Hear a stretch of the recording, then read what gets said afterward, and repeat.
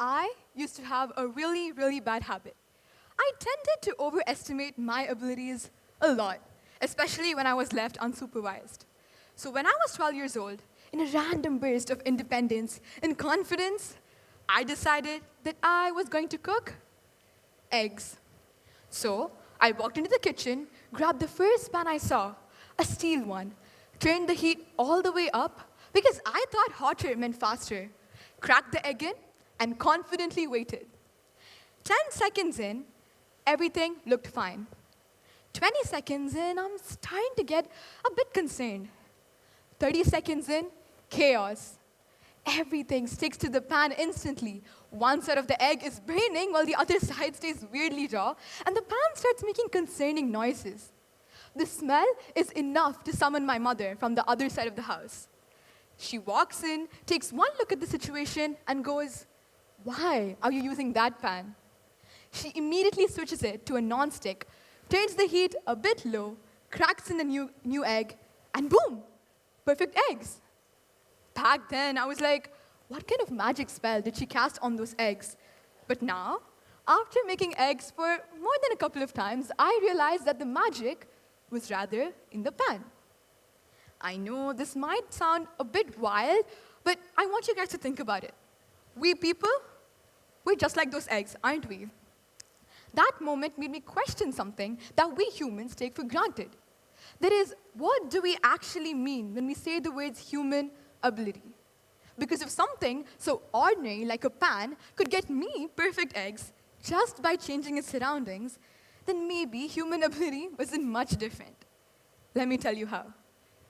Many of us in this room tend to think of human ability as a trait.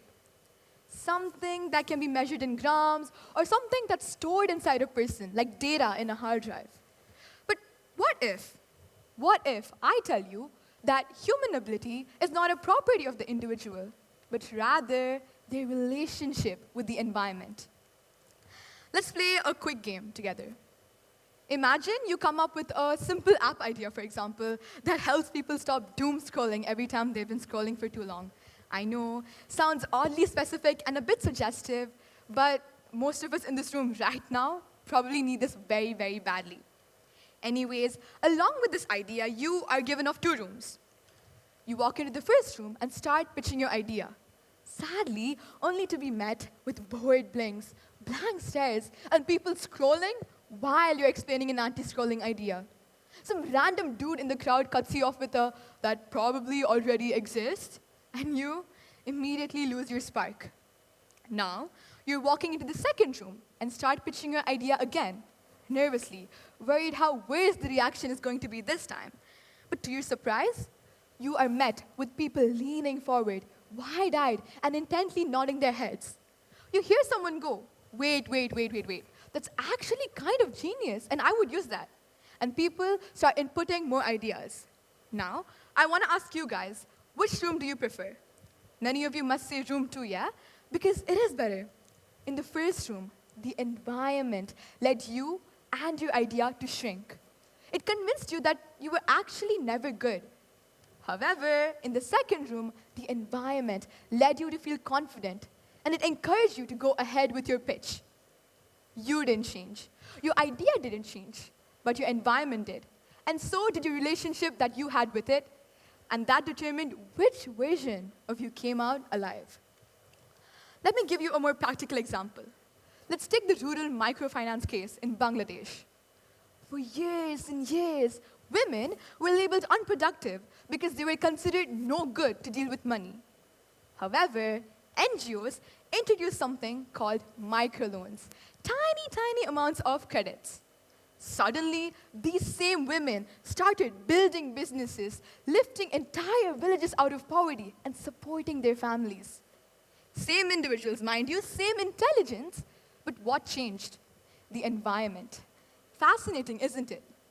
This is what economists call the opportunity structure. That is, people don't rise to their potential, but rather to the conditions that surround them. However, we, forgetful humans, often tend to forget this concept, and we start playing the labeling game. We label a student unintelligent in the exam hall, but that student might be a genius in a music studio. We label an athlete average in the wrong team, but under the right coach, they might be legendary. We label a leader as born ready, but they were often simply hid in a room that welcomed their voice. Let me tell you this. A seed, a singular seed, contains the blueprint for an entire forest, but without sunlight, soil, and rain, that seed is indistinguishable from dust. We never call the seed untalented, we call the conditions incomplete. So my question right now is, why isn't it the same for people? Why is it that people get stamped with labels that define nothing about them, and they're simply in the wrong environment? The thing is, when we label people, we don't just misjudge them, we dim the fire that they could have had. When someone keeps hearing they're not the type, not prepared enough, not good enough, or not worthy, they eventually start believing it. Their confidence shrinks. Their goals get smaller. And the fire that could have possibly pushed them forward quietly fades away.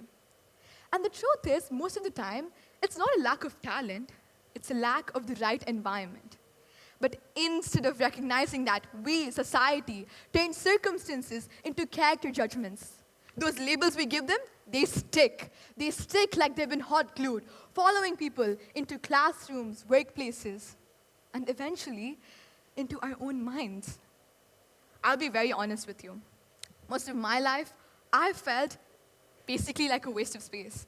Seeing everyone around me excel at something, but me being stuck in the same place, that wasn't much fun, obviously, because I thought that my environment didn't like me and it didn't support me.